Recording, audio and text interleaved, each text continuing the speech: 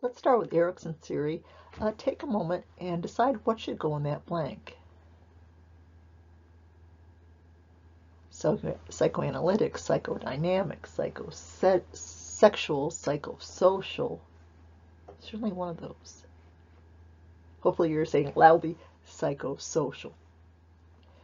Now, as a review of his first stage, and I'll pause a moment here so you can think. Hopefully you're leaning towards trust versus mistrust based on the parents' or caretakers' behaviors, learning to trust that your caretakers are predictable. The world, your needs will be met predictably. The world is predictable, versus mistrust in your safety, your needs being met, the people around you, and so on. It starts early in the first year of life. In this chapter, we'll focus on the two stages that are corresponding to early childhood, autonomy versus shame and doubt, and initiative versus guilt.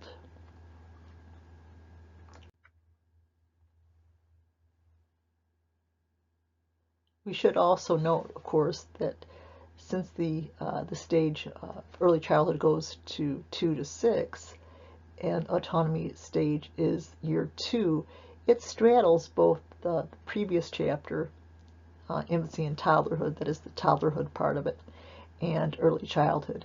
So both partially repeat, which is probably still very good if you're learning it for our test too.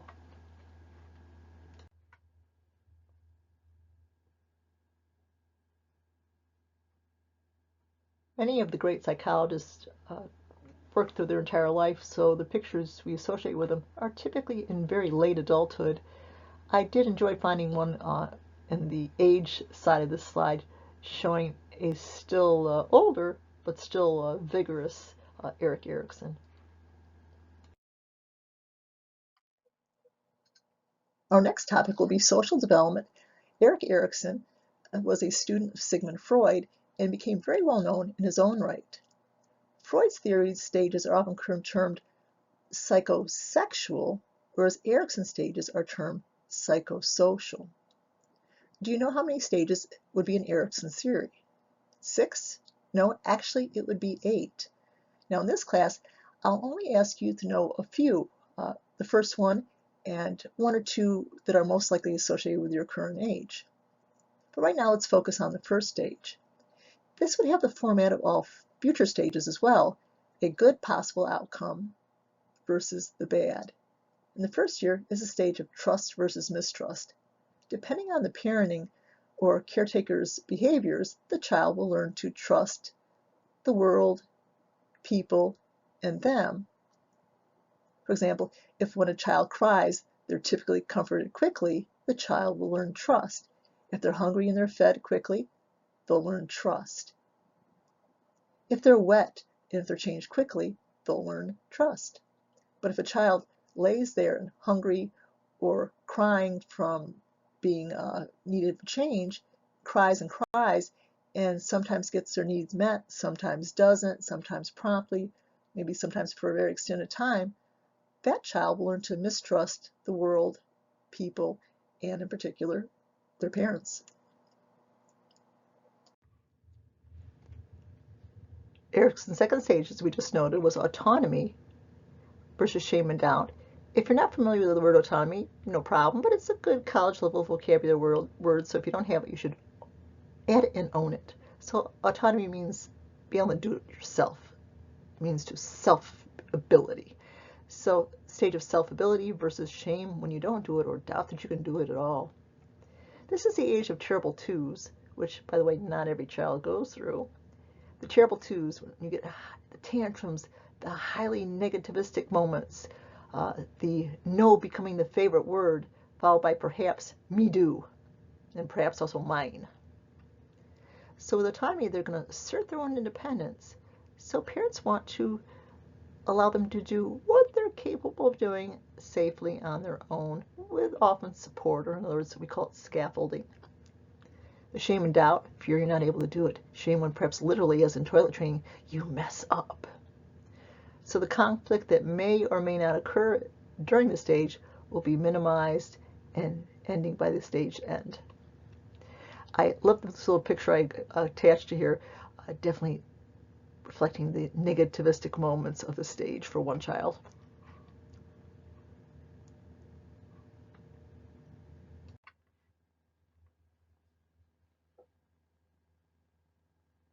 So just as it would be impossible, if not reasonable, to skip Piaget for cognitive development, we similarly have to do Erikson for the socio-emotional development. Now, Erikson, we've covered the previous stage before because it straddles the infancy and toddler age, but it also is for part of our early childhood, since early childhood is age 2, and the autonomy versus shame and doubt also straddles this.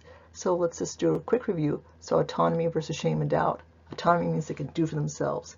So they're trying to do new things, whether it's put their own food in their mouth, though it might land more in their face, in their lap, and the table than in their mouth, but trying to do things on their own versus shame when they do badly or doubt they can do it at all. Stage 2 issues. Stage 2 is initiative versus guilt. They're doing many new things. So, and it's building on the previous stage of autonomy, of course. So they're doing many new things, but may not sure when they should or do, or maybe they're overdoing some things that they should not, things that are dangerous.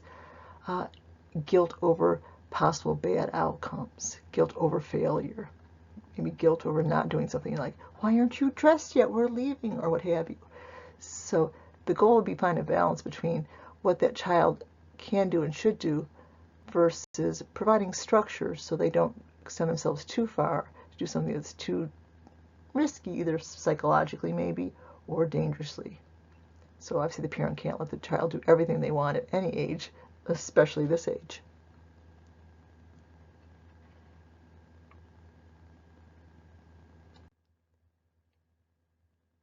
So just to maybe stir up memories from previous modules or even courses.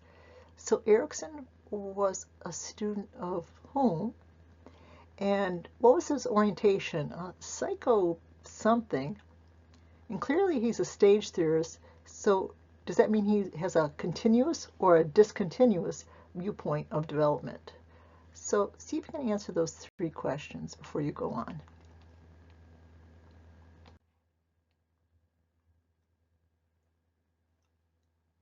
So hopefully the questions I just posed were moderately easy, or at least hopefully most of them were. So Erikson, definitely one of Freud's inner circle. Unlike Freud, who had a psychosexual orientation, Erikson, whose emphasis was, of course, socio-emotional development, given the fact where we're discussing him, he was a psychosocial theorist. And if you have stages, you see breaks in development, so that's discontinuous. So yes, he had a discontinuous perspective of development. Whereas though Freud emphasized the early stages as being most critical and formative, Erikson, as we'll see as we proceed through adolescence and young adulthood and middle adulthood and late adulthood, we'll see that Erikson has a more lifespan focus.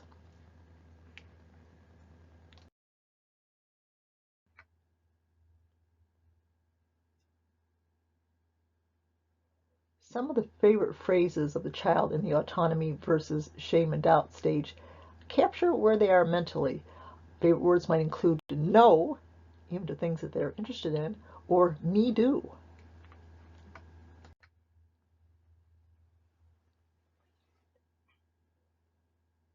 So in the autonomy stage, basic independence, being able to toilet yourself, being able to feed yourself, being able to, in some degree, dress yourself, and so on. Initiative is a great expansion of abilities, including social expansions. So there's an eagerness to try all sorts of new things, to interact with peers. So our play, which before might have been parallel, now requires interaction and cooperation. The negative possible outcome would be guilt, particularly if parents, in terms of how they may redirect, maybe it's more of a punitive, critical thing, maybe criticizing, maybe a physical force, maybe shaming. So guilt probably not present, unless, or at least minimally present, unless the parents are or caretakers are problematic in their approach.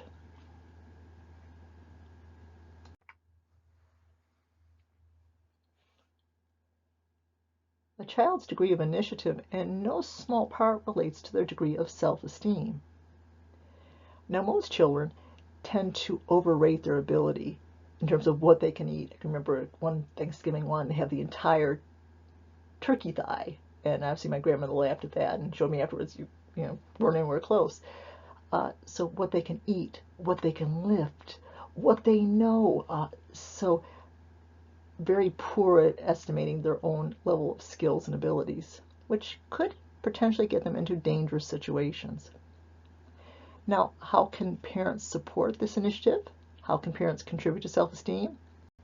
Well, let's think back to Vygotsky and terms related to him for a moment, and then we'll continue.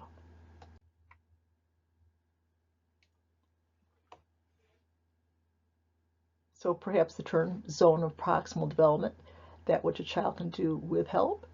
So instead of letting the child flounder and fail, parents can give a certain degree of the child a certain degree of support.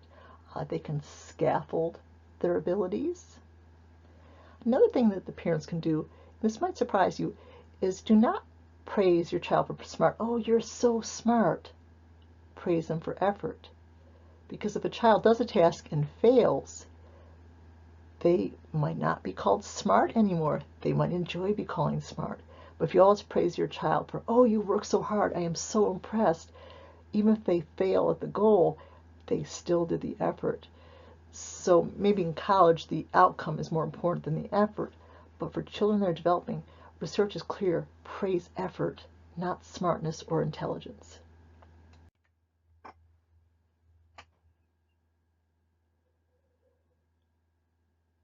Let's now consider preschoolers' emotional understanding.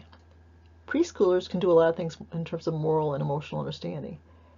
They can be tested and shown how they know how somebody feels if they're sad or angry. They can also understand the cause of emotions.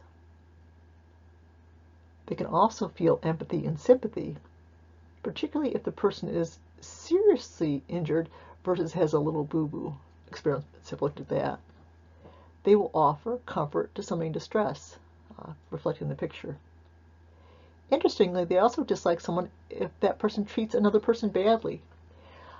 Now, take a look at this clip I've attached.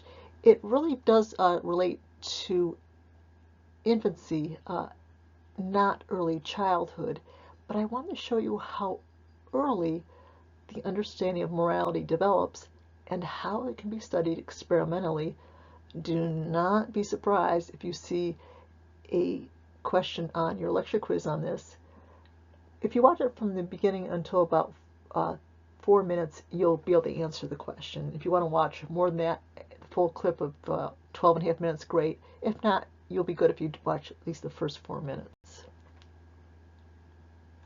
And perhaps it'll even be a bigger question, perhaps on the test. Haven't decided yet.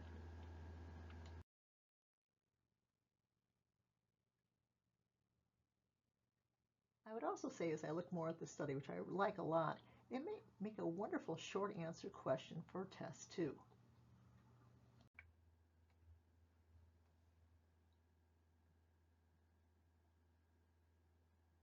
Let's assume that you as a parent want to encourage empathy and sympathy in your child. Not all people do. I was watching an interesting show last night. Stanley Tucci, he travels to different provinces of Italy, and they were talking about the northern province of Italy that some people want to go separate from southern Italy. In many countries, the north is the economic powerhouse and has to support the southern states, a little bit similar to the U.S., where the north, we pay more taxes, federal taxes, than we receive back, versus the south pays less federal taxes and receives more. But in any case, the proposed separatists of the one province of Italy is suggesting that when immigrants are in the sea, well, if they can't make it to land, let them drown. I think his parents fell short on the empathy and sympathy goal. But more back to our course, if you as a parent demonstrate empathy and sympathy, if you teach your child kindness to people, to animals, If you intervene when you see a child, even somebody else's child, or particularly your child, is being unkind to others, in many communities, it takes a village to raise a child, and in many communities this idea still remains, or at least, and sometimes it's now the neighborhood. And helping children to learn about emotions by labeling them, you're upset, you're sad, you're angry, you're frustrated. So labeling emotions and help to explain so they can understand, these can all help parents to create a child that has empathy and sympathy for others. And right now with the mass shootings, I think empathy and sympathy needs to be instilled in all children.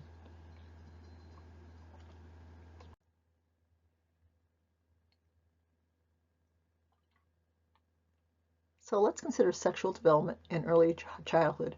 Freud thought that we were sexual beings in all stages of life, and modern theorists would agree on that, but not the same as the way adults would consider it. Physical feelings that are sexual, in other words, genital related, are not interpreted in the adult's way. So if something feels good to them, it would be the same as maybe a spray on your sunburn feels good. They would interpret that as being sexual, or that warm water might feel good on your back. Again, just because something's physically pleasant in terms of the genitalia, young children don't consider that to be in any way sexual. Now, boys and girls have erections. Boys, or persons identified male at birth, or for people identified as female at birth, typically girls, will have vaginal lubrication even before birth. So the body's already starting to respond in a sexual manner. Again, even though the child would not ever, at that age, consider it to be. A child's stimulation of the genitals is done for different reasons than an adult might. It might be done for comfort, to relieve tension or fear. There's no goal of orgasm or even understanding or knowledge that such a thing exists. Parents should know that self-stimulation and curiosity about bodies is a natural part of everybody's childhood.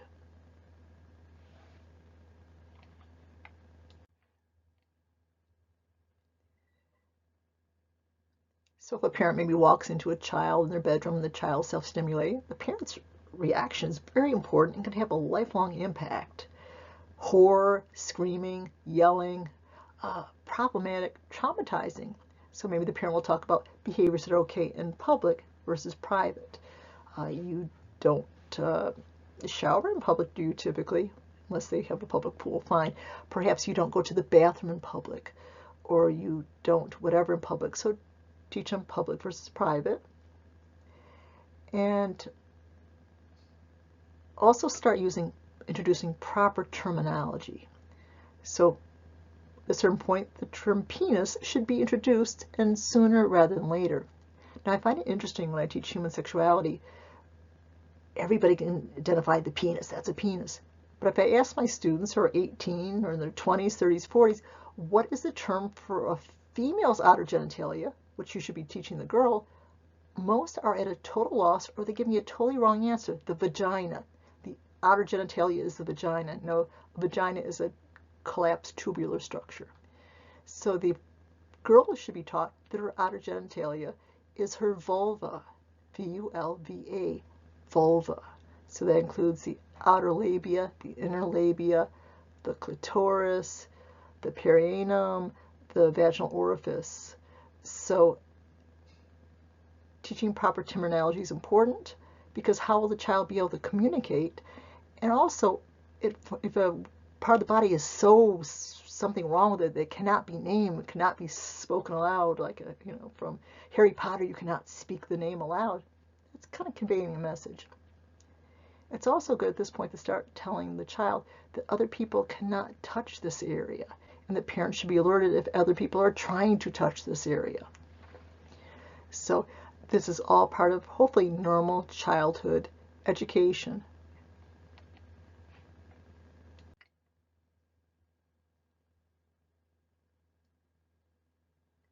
I decided to go back and add one concept on this particular slide, because we know that little boys and girls are often very interested in physically in terms of the differences and in terms of role differences, and often they'll accept an explanation. It's like, oh, and move on.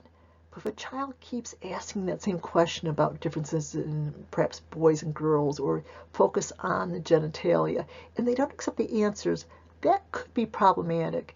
If they're asking a lot of questions which are unusual, reflecting unusual knowledge, maybe focused on masturbation, any of these could indicate just general turmoil in child and stress, or they could actually indicate something much more problematic, that maybe the child is being sexually interacted with either a child or an adult.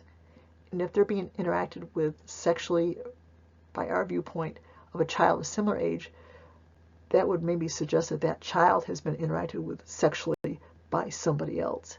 So a certain degree of absolutely normal, but if children aren't accepting answers or they are overly focused, that could be a warning sign.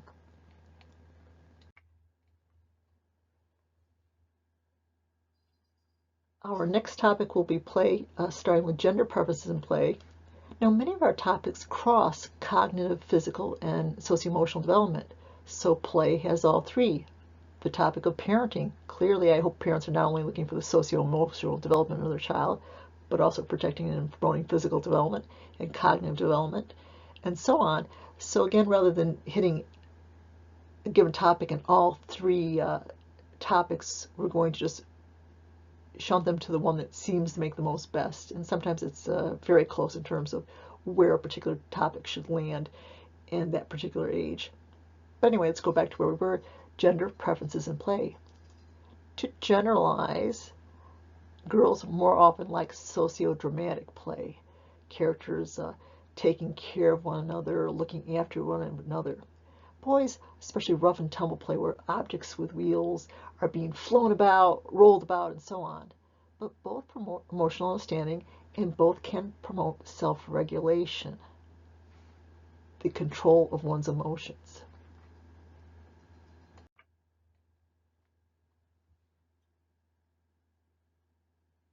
So this slide shows most of child play types. Look at each one and see if you can determine the nature of it. Some you might not be able to tell, for example, the difference between unoccupied versus onlooker. So take your best guess, and then we'll consider them each in the next slide.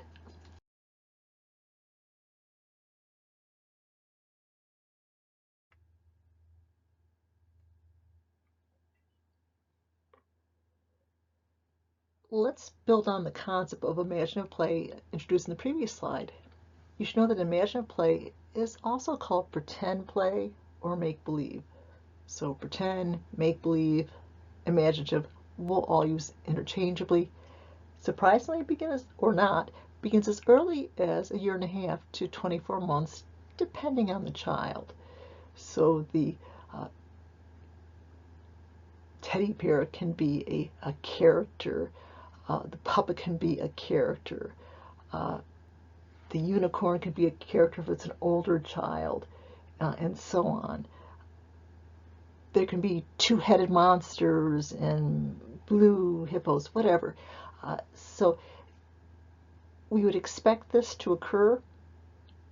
If we see it not occurring, it should be one of those milestones we should be looking at in terms of possibly indicating a developmental delay or autism.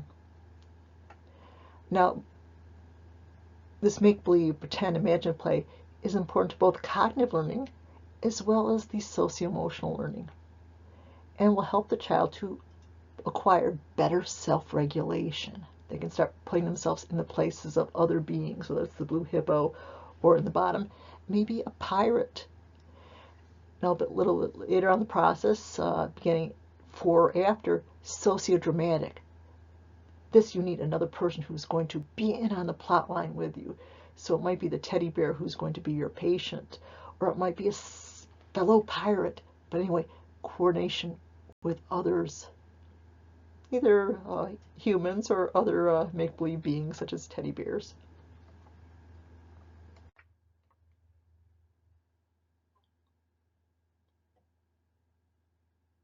So let's consider the concepts or constructs, if you prefer, of sex and gender. Sex, male, female, or perhaps intersex. It is a biological classification, usually determined quickly and easily in the moments after birth. Intersex, if you're not familiar with that term, means a person was born with unclear, with ambiguous genitalia. And a lot of students go, oh, both? No, not both. So the doctors and medical people might look at that structure. It's not clearly a penis. It's not clearly a clitoris. Maybe it looks more like a clitoris, but has a urethra at the end, or maybe it looks more like a penis, but doesn't have a urethra. Maybe there's a vaginal opening, which is very short and is dead-ended. So intersex is more like neither rather than both. Now, gender is a social construct. Is this person a man, a woman, trans, or perhaps they prefer trans man or trans woman, or maybe they prefer just man or woman. Whatever that person prefers, you should obviously go with. It is a social construct. It varies by culture to culture, even by point in history to point in history within a culture. In many cultures, it has very strong expectations that go with it. What's appropriate for a boy, what's appropriate for a girl. For example, in some areas of the Middle East, playing soccer is totally inappropriate for a girl. Others, not a problem. So it has expectations. Now, most, but not all people develop a sense of gender identity. We'll discuss this more later.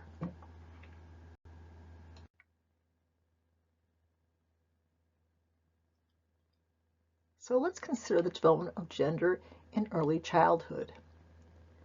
So at birth, children are assigned their sex, or it can be called the assigned sex or the assigned gender. That's all fine. Now, it's part of normal, typical preschool age development that children become increasingly interested in the differences between boys and girls, both physically and in terms of acceptable activities. In other words, what is acceptable for boys and what is acceptable for girls. In other words, gender roles. Now, in some cultures, there is a very distinct difference between what is acceptable for male and females.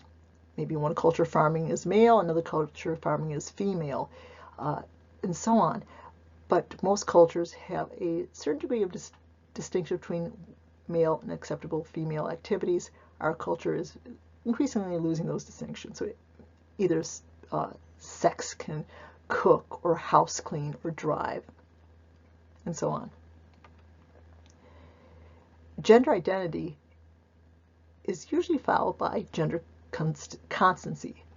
Gender identity is your idea that you are male or female, and yet that or does not fit everybody's experience, and it doesn't have to.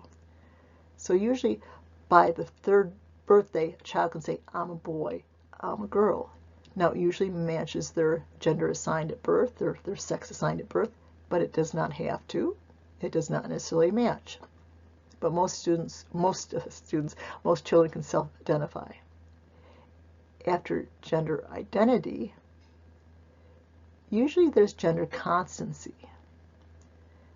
That's the idea that most children understand that the gender that they are is the gender that they will stay. Now, this totally ignores the trans person's experience, and we'll include them right here now. So some people are gender fluid, some people are agender, some people are gender nonconforming, all fine and good. But for the typical most common path is that if a person has a gender identity as female, she knows that she's going to stay that way. For most individuals of 4 or 5, they realize that once they are identified self by male, they will stay that way.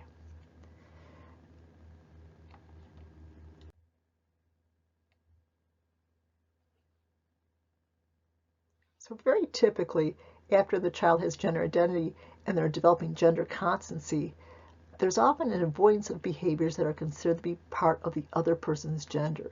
For example, little boys are hesitant to do little girl things in particular. This is because before they get gender constancy, they think that behaviors determine our sex and gender, not physiology. So a little boy might think that if I put on a dress, I will become a girl. If I play girls' toys, I will become a girl.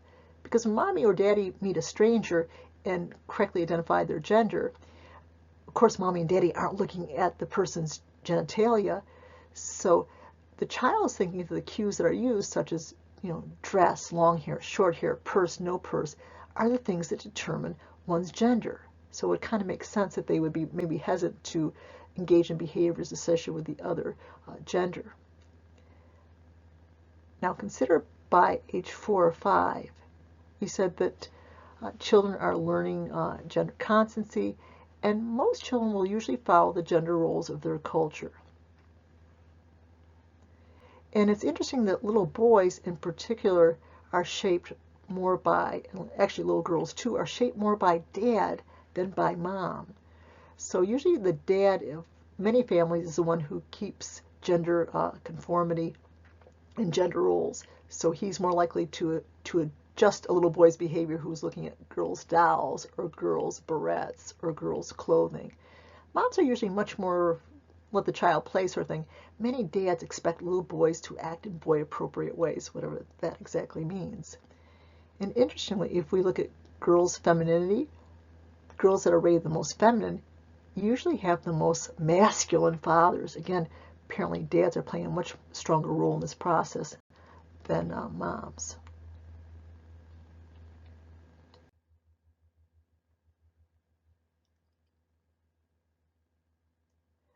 Now, by age 6 or so, most children prefer to spend time with children of the same sex. They prefer, boys tend to hang out with girls. I'm sorry, boys tend to hang out with boys and girls tend to want to hang out with girls. Of course, there are many exceptions, but this is a typical pattern.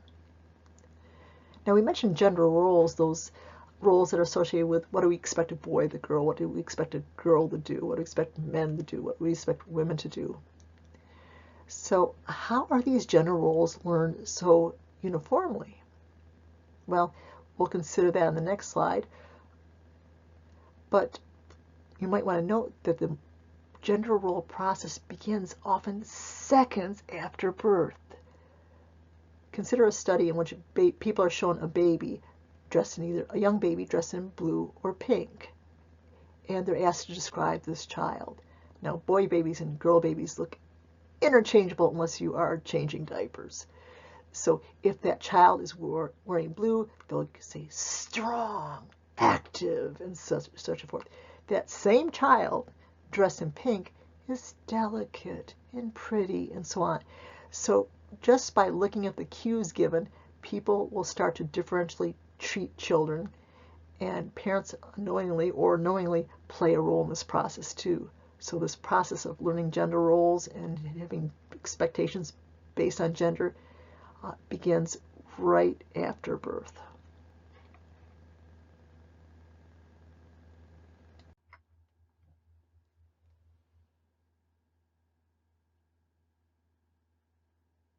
By 5 or 6, most children prefer to spend the time with children of their same gender.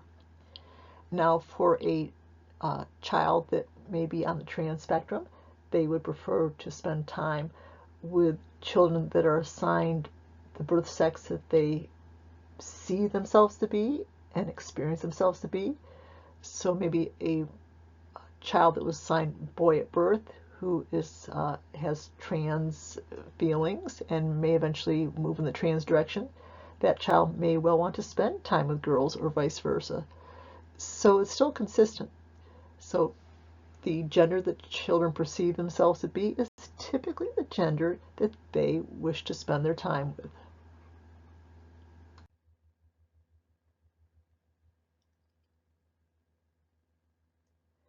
Now, by age 6 or so, most children prefer to spend time with children of the same sex. They prefer, boys tend to hang out with girls. I'm sorry, boys tend to hang out with boys and girls tend to want to hang out with girls. Of course, there are many exceptions, but this is a typical pattern. Now, we mentioned gender roles, those roles that are associated with what do we expect a boy to girl, what do we expect a girl to do, what do we expect men to do, what do we expect women to do.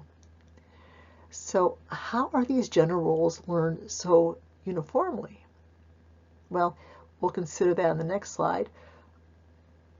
But you might want to note that the gender role process begins often seconds after birth. Consider a study in which people are shown a baby dressed in either a young baby dressed in blue or pink, and they're asked to describe this child. Now, boy babies and girl babies look interchangeable unless you are changing diapers. So if that child is wearing blue, they'll say strong, active, and such and forth. That same child dressed in pink is delicate and pretty and so on.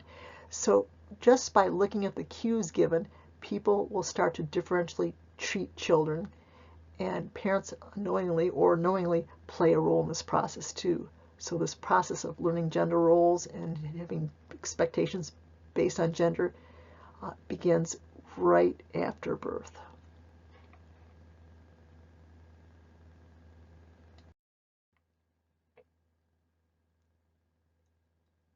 So in chapter 1, we touched on a lot of theoretical perspectives, and I didn't really want to overwhelm you, but I thought we'd wait till it was more appropriate to really delve deeper into the learning theories. So let's just do a brief review of learning theories and see which are applicable to learning of gender roles. Now, we talked about habituation already in the course. We said learning to ignore, like remember the studies in which we try to see, can the baby distinguish this sound from that color from that, this face from that. So we'll use the habituation procedure. So we'll expose them to the same thing over and over. They get bored. We'll sneak in something new and different to see if they can tell. If they remain bored, they can't tell them apart. But if their interest peaks back up, they can tell those two sounds or those two faces or those whatever apart. Now, social learning, you probably had a theorist's name that you learned in intro psych and probably a very famous experiment. Try to think of either that experiment or the theorist.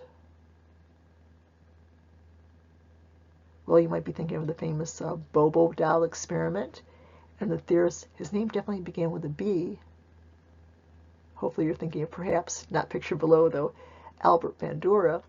So social learning, when a model is observed and then imitated.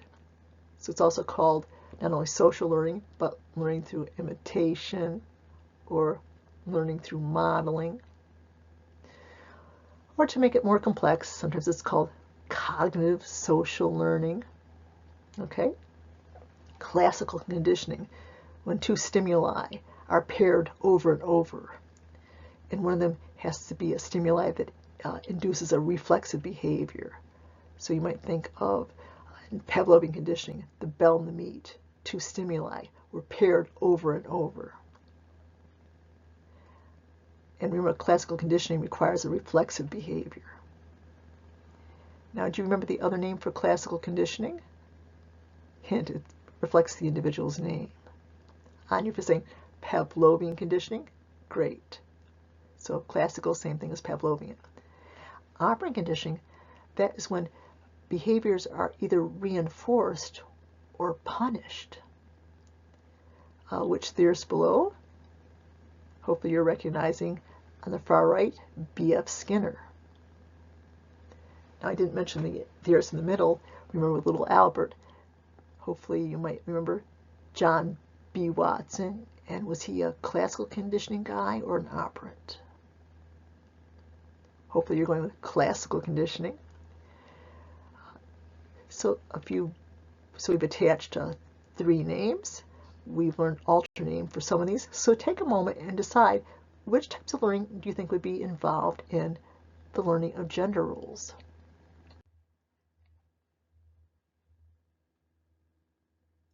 So habituation, learning to ignore unchanging stimuli. No, not appropriate.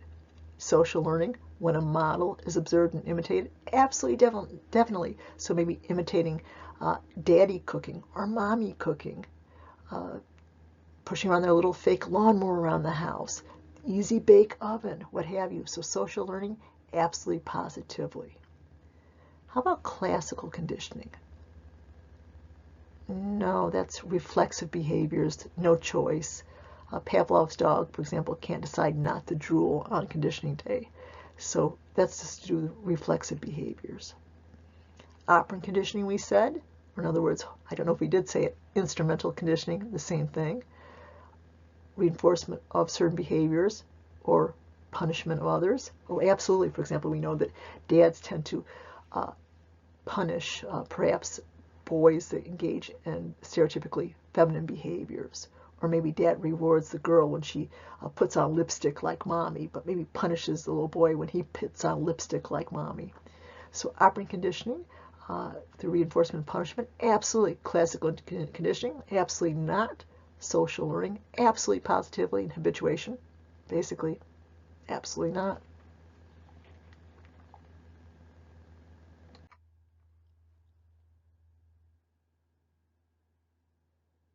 So habituation, learning to ignore, definitely not relevant to gender roles. Social learning, when a model, such as a parent, sibling, character on TV, what have you, is imitated, absolutely.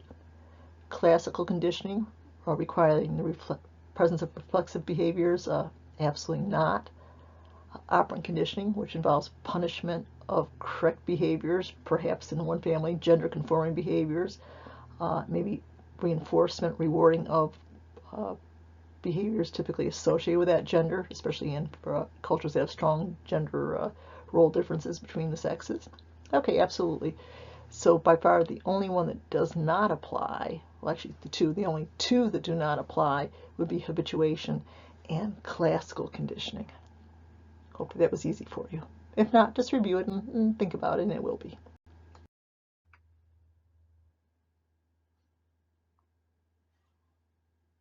So let's see how you did on this review activity. Ivan Pavlov, he'd be the second from the left in the black jacket. Albert Bandura would be the more modern picture. He just died in 2021, far right. B.F. Skinner with his pigeons. And John B. Watson with the humorous, somewhat humorous side saying, I don't always scare babies, but when I do, it's in the name of psychology. Now, in terms of the type of learning, social learning, Albert Bandura, classical conditioning, Ivan Pavlov, but also John B. Watson, operant conditioning, B.F. Skinner, instrumental conditioning, well, same thing, so B.F. Skinner, Pavlovian conditioning, named after the discoverer of classical conditioning, Ivan Pavlov, but since John B. Watson did classical conditioning / Pavlovian conditioning studies, also associate with him too. Learning by imitation, the famous Bobo doll experiment by Bandura. In terms of definition, learning through reinforcement and punishment, that is at the heart of operant / instrumental conditioning. Learning through reflexes, pairing the basically the US and CS, remember the unconditioned stimulus and conditioned stimulus. Hopefully that doesn't bring back nightmares of intro psych. That would be the Pavlovian / classical conditioning. And learning by watching a model imitating, such as in the famous Bobo doll experiments. And if you need to do that a few times, don't be afraid to.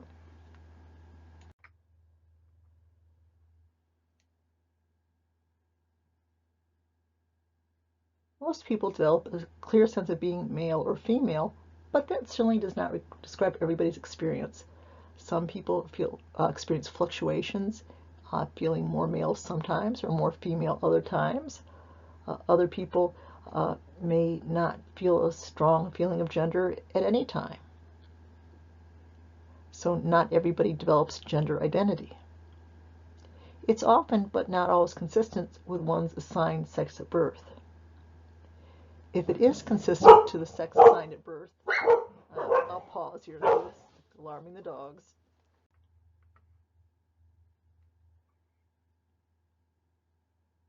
I had a guess, so the doggies were doing their job.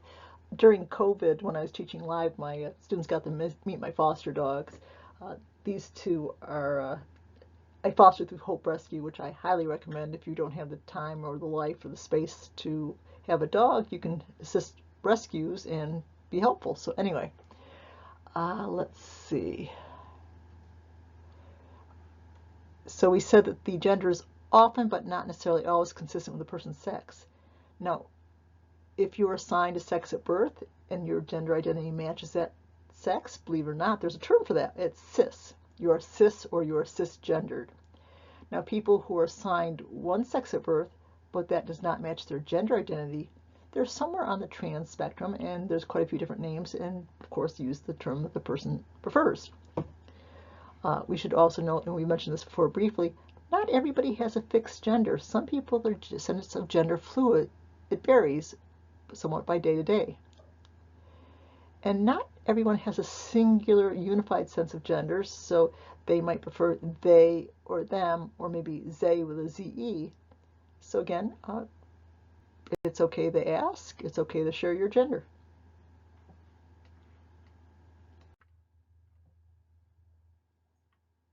So in terms of the development of gender identity, both nature and nurture have a role. So nature includes prenatal testosterone, either the presence or lack thereof, which can influence gender identity and gender-related behaviors.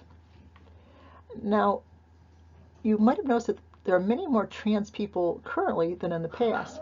Part of this is recognizing that people are trans and people are more inclined to realize it and to come out.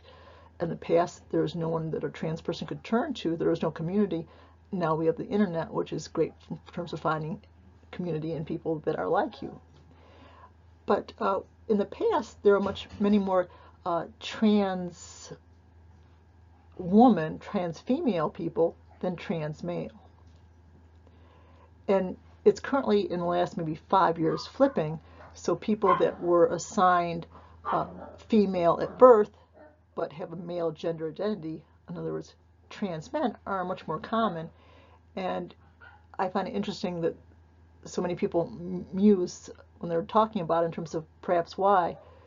Well, during graduate school, one of my concentrations was endocrinology. And so if you take a male brain and have male hormones, the person's still going to be typically, male in the behavior and the identity and so on. But if you take a female brain and you expose that female brain to testosterone, that can influence things like gender identity, gender roles, and so on. And there are chemicals in the environment which are called endocrine disruptors. They act as testosterone. So I would propose, and research is starting to suggest that we're seeing many more trans men because of the role of these endocrine disruptors. Now, in terms of nurture effects include culture, parents, siblings, peer, media that influence gender and gender consistent or gender non-conforming behaviors.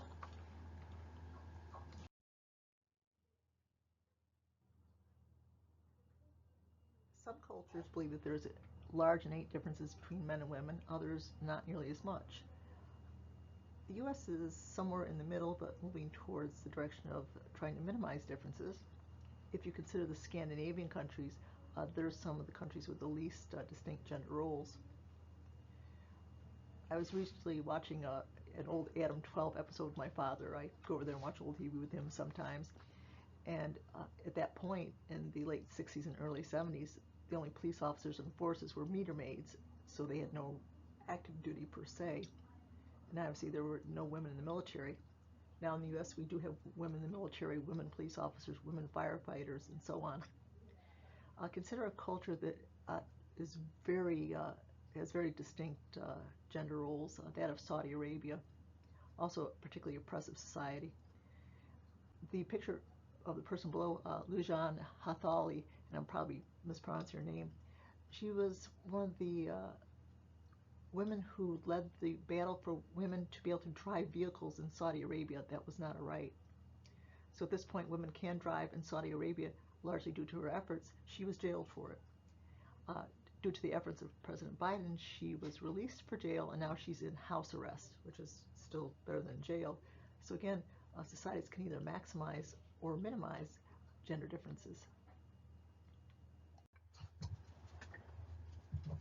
Now, in the past, for example, when I was an undergraduate, there were many more well-documented gender differences. Females had greater verbal ability, males had greater math ability, amongst the most robust. Current studies are simply not finding these differences as society accepts people assigned male and people assigned female can do the same sort of behaviors, can aspire to the same jobs and the same roles. we're seeing smaller and smaller effects to the point that they have disappeared, at least most of them. A few gender differences do remain. Differences in friendship. Of course, friendships are universal, hopefully, but female friendships tend to be smaller, more intimate groups. Male friendships tend to be wider and more shallow. In terms of aggression, we used to say males are more aggressive. Now we're tempering that. Both genders are aggressive, but just differently. Males are more likely to use physical aggression. Both sexes are more likely to use social aggression.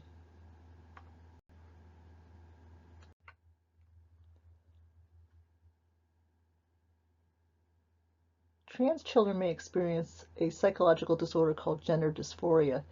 It's an intense distress when their biological sex does not match their gender identity. Many parents reject their trans children emotionally, others even physically, leaving them homeless. A very significant portion of homeless youth are either gay and or trans. In some states, it is a crime for parents or physicians to provide gender-affirming care, and a real outcome in many of these situations is suicide. The map on the right shows states in which gender-affirming care is legal and is being protected. And you can see that would mean that in most of our states, it is not.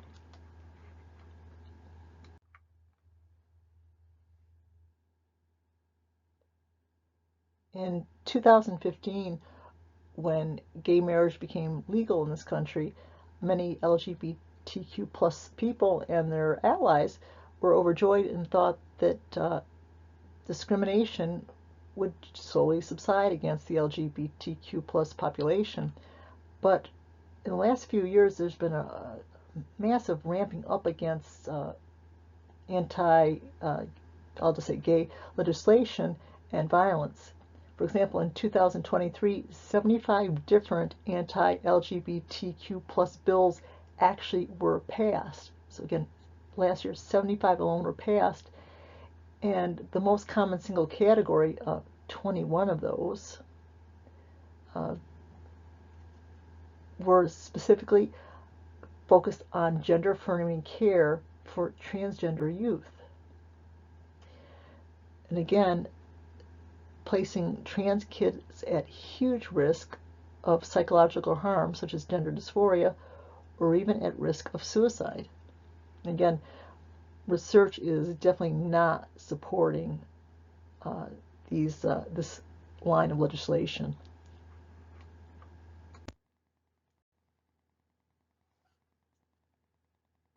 As of July 2025, 27 states have bans on gender-affirming care for children, and unfortunately more are considering.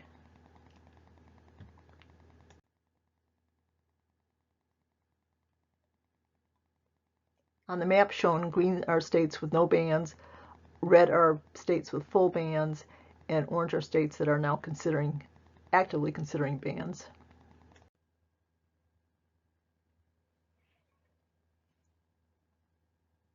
Let's consider culture, variables related to culture, and parenting, starting with SES.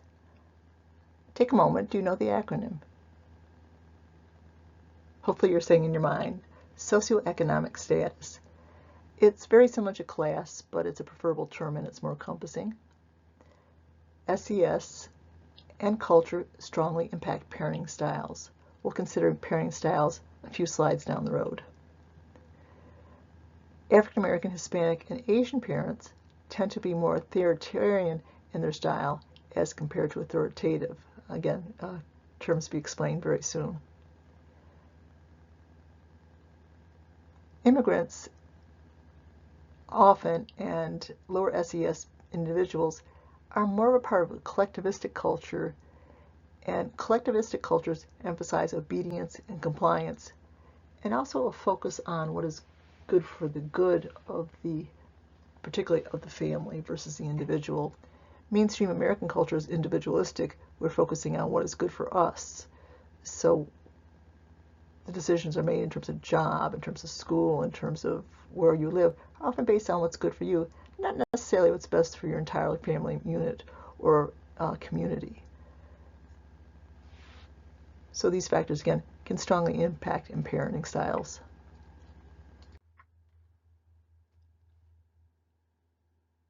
So we're leaving the topic of gender and gender nonconforming and trans youth and entering the topic of parenting, but hopefully it's easy to see how we can still connect the two.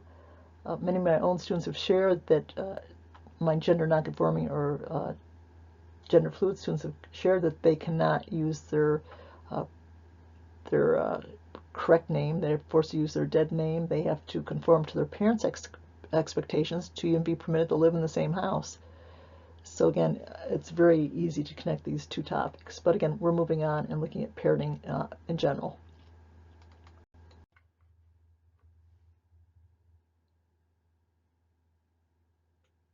So this slide is going to introduce you to the 4 major parenting styles associated with the researcher Baumrind. Take a look at each of these 4 terms, and then we'll move on to the next slide in which we'll discuss them a little bit.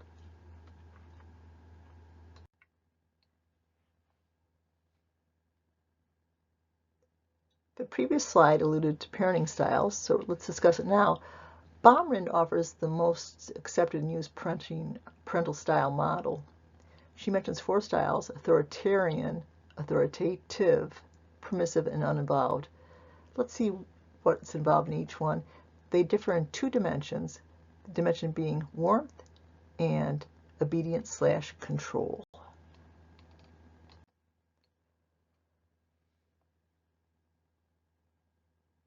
Maybe when you think of the word authoritarian, you think of an authoritarian government which heavily controls the people, jails dissenters, and so on.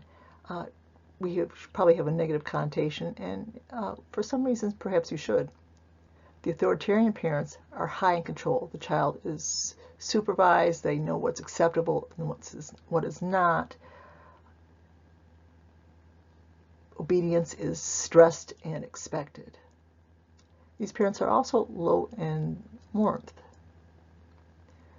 The child tends to fear the parent more than respect them. This parenting style is more common in Black families, Hispanic families, and Asian families, and it's also much more common in immigrant families. Now, maybe a separate word regarding immigrant families. Negative outcomes have been associated with authoritarian parents, but far less so for first-generation people whose parents are, and they perhaps, well, anyway, when their parents are from another country that is authoritarian parenting style, the child often does not suffer the negative effects in which other American children would have with this parenting style. So maybe a difference between those 2 cultures might be worth learning and noting.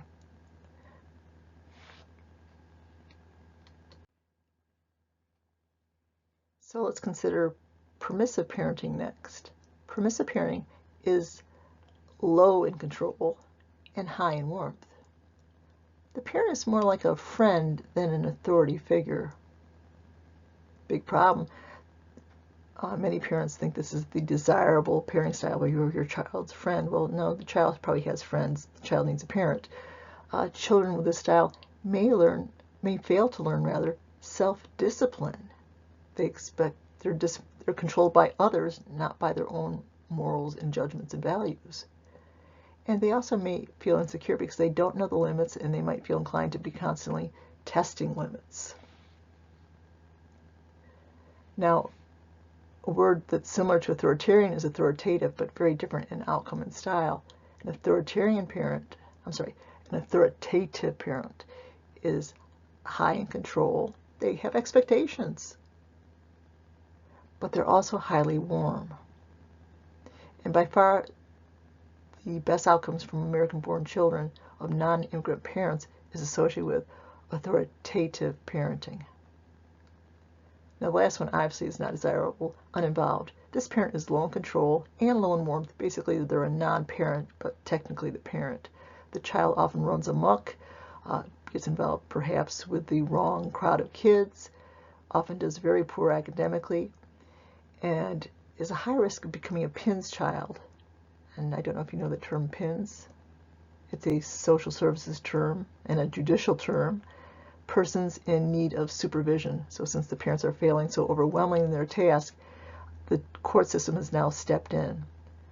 And if this is not corrected, they're also more at risk for conduct disorder, oppositional disorder, and maybe a lifetime of antisocial personality disorder. So not necessarily the outcome, but certainly greatly increased risk. So now we know the two major dimensions, warmth versus control and obedience, and the outcomes associated with each parenting style. Take a moment, if you will, consider your parents or whoever raised you. What style do they have? And it's certainly possible one person might have one and the other parent had another.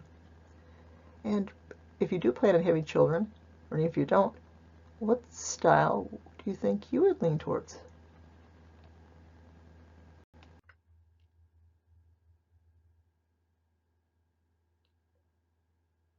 As you may wish to suspect, the person on the bottom right is indeed Diana Baumrind, whom we are referring to in the parenting style slides. She is considered to be the authority on parenting styles.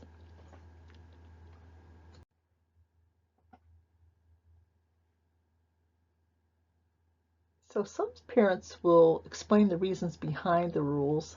That's referred to as inductive reasoning. For example, don't hold the bagel in the palm of your hand when you cut, otherwise you might get a nasty cut.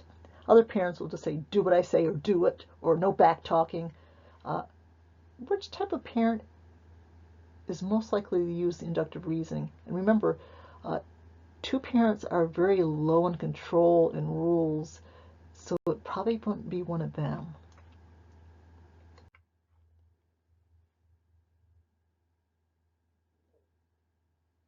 So you're probably thinking it's either authoritarian or authoritative, and you would be right. And some students mix up authoritarian and authoritative. Here's an easy way to think of it. Think of an authoritarian government as being very bad. It controls the people, it represses the people, it's a bad place to live. So authoritarian is the is a highly controlling parenting style and very unwarm. So it wouldn't be the government-related term, the authoritarian. It'd be the other one, authoritative would be the answer.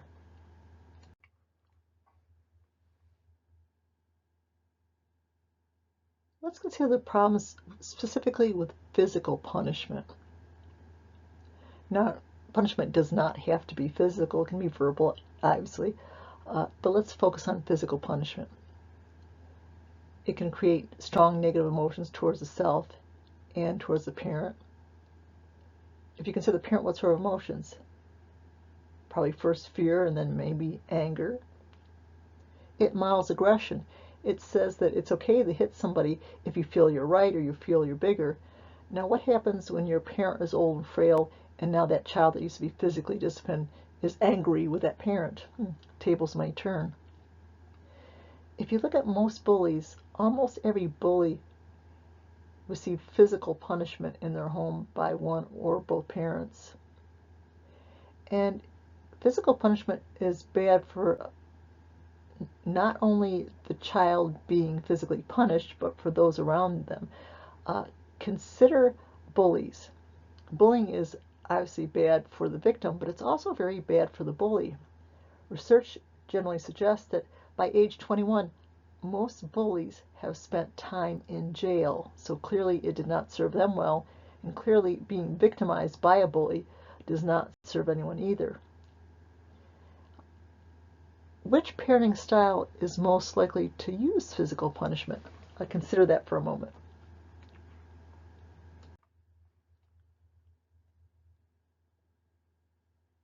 Well, clearly if they're using physical punishment, they're controlling, and clearly not warm at least at that moment if they're using physical punishment.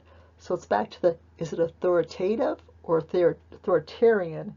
So if you think of the phrase authoritarian government, that's the negative one that physically punishes and sometimes tortures, sometimes kills. Anyway, so is that mnemonic? And this is a mnemonic. It would be the authoritarian style parenting.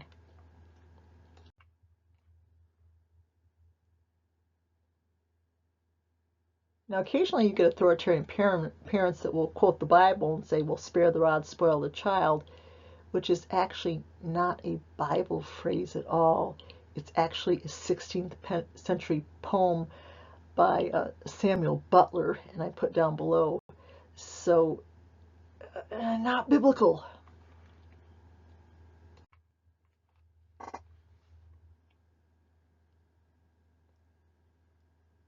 So hostile teasing, verbal, hitting, physical, malicious gossip designed to hurt feelings, relational, kicking, physical, social excluding, like not having the person sit with you, getting and leaving if they sit with you, having everybody over except for them, definitely relational, breaking their toy. Well, physical is not only physically harming somebody, it could also be harming objects. And as an aside, people that intentionally harm animals are also very likely to harm children or their domestic partners. Off that subject, threatening, clearly verbal aggression, name calling, verbal aggression, and friendship manipulation. I will be your friend if you don't do this for me or say that or whatever. Definitely relational.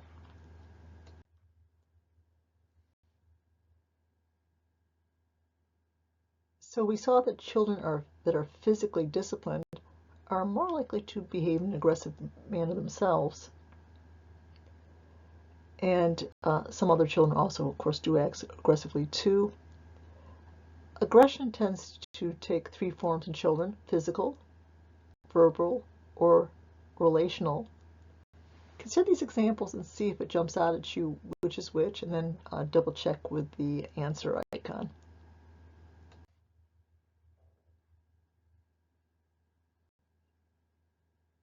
Which one of these do you think is the most common form of child maltreatment by far?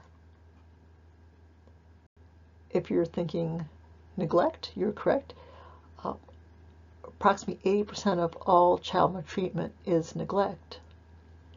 Now, if you're going to be working with young children up through adolescence, you might be interested in taking our child maltreatment course. It's a SOC course, and it's often taught by Professor Adamany or Professor Calhoun, both very fun teachers.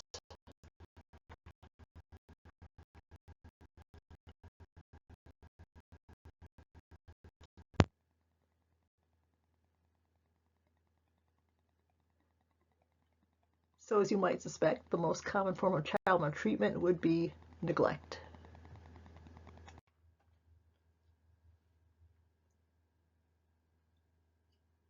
Let's consider common characteristics in child abusers and also a few common child characteristics.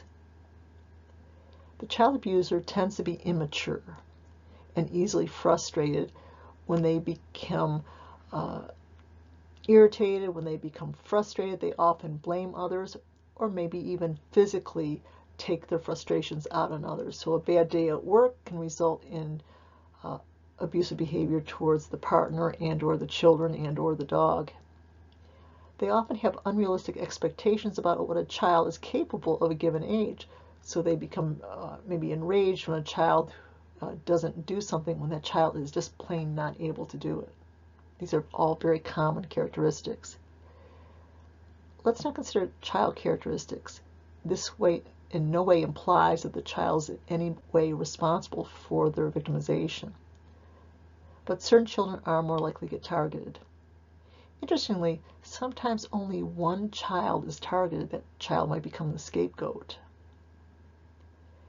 Children that are subject to abuse are more likely to have the difficult temperament as compared to other temperaments such as the easy or the slow to warm up.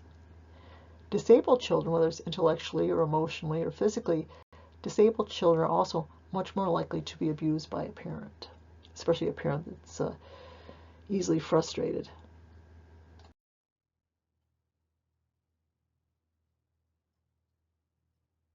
There's a misperception that the average child that's abused grows up to abuse their own children.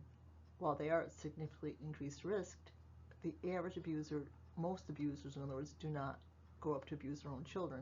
My own mother was an example of this.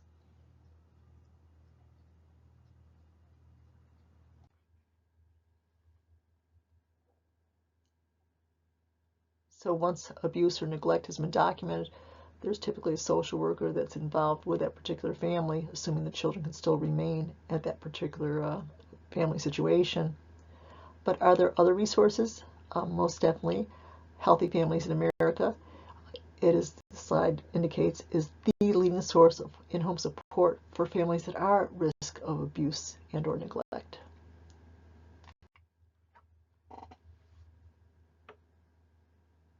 Now we're somewhat continuing with our violence theme, and I juggled the PowerPoint order quite a few times. There's no one perfect way. So next we're going to consider violence desensitization. Research has been conducted since I was in college, and there's a huge body of evidence that show that children and adults that get exposed to violence on TV, on media, get desensitized. They're not emotionally registering the way they should to real life violence. It becomes more acceptable, and it also makes both age groups more likely to engage in violence. The effect of watching violent TV and media and video games is big enough to place it in, consider this quote, known threats to public health.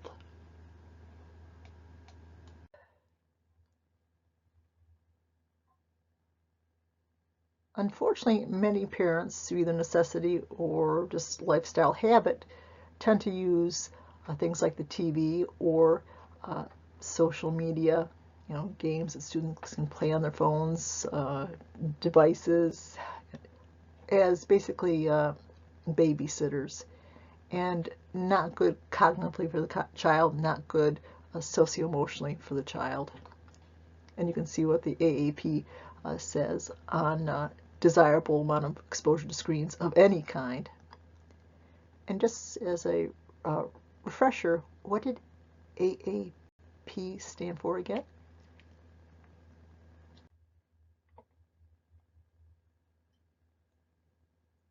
So the A's, is it American?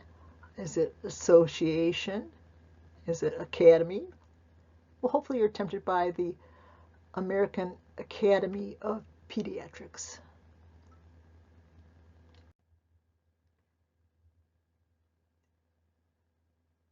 I see changes in my students which I don't regard as positive. In days past on the elevator, if there was a sign up, students' eyes, you could see them reading the sign. Now that seems to rarely happen, even if somebody's putting up the sign in their presence. In the past, students in the hallway would be chatting or maybe studying. Now, very rarely, it's usually students tapping on their devices. And according to research, much of the time that students used to study is now used to engage in social media. And especially in the last few years, students have scored the highest in anxiety and depression ever. So this is really a standout for previous generations.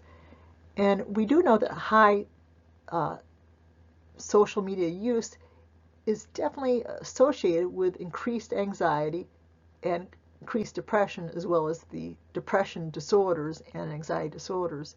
So it's definitely alarming trends. So I would ask that you maybe consider your anxiety and depression levels, and also consider the amount of time you have to study, and see if cell phones and social media in general are causing you personally trouble. And if it is, maybe make a game plan, maybe work with a success coach or a counselor, Sean, and see if you can get a game plan to get it under control if there might be a possible personal issue.